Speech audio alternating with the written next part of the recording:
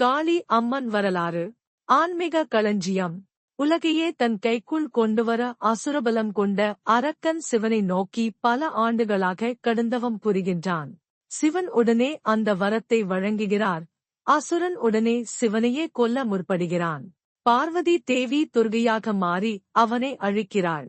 இந்த நிகழ்ச்சியை கருவாக கொண்டுதான் 10ஆம் நாளில் சூரசம்ஹாரம் நிகழ்ச்சி நடைபெறுகிறது.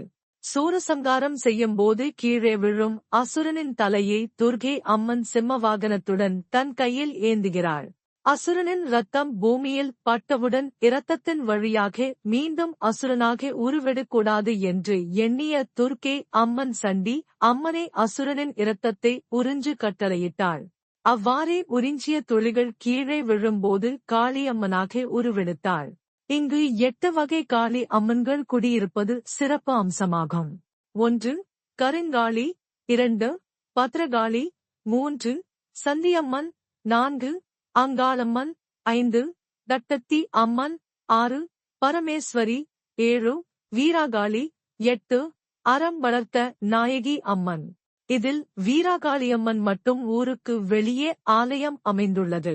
இப்படி பல வகையிலும் சிறப்பு வாய்ந்த முத்தாரம்மன் தசரா திருவிழாவை காண மக்கள் அலைக்கடலென திரண்டு வருகிறார்கள்.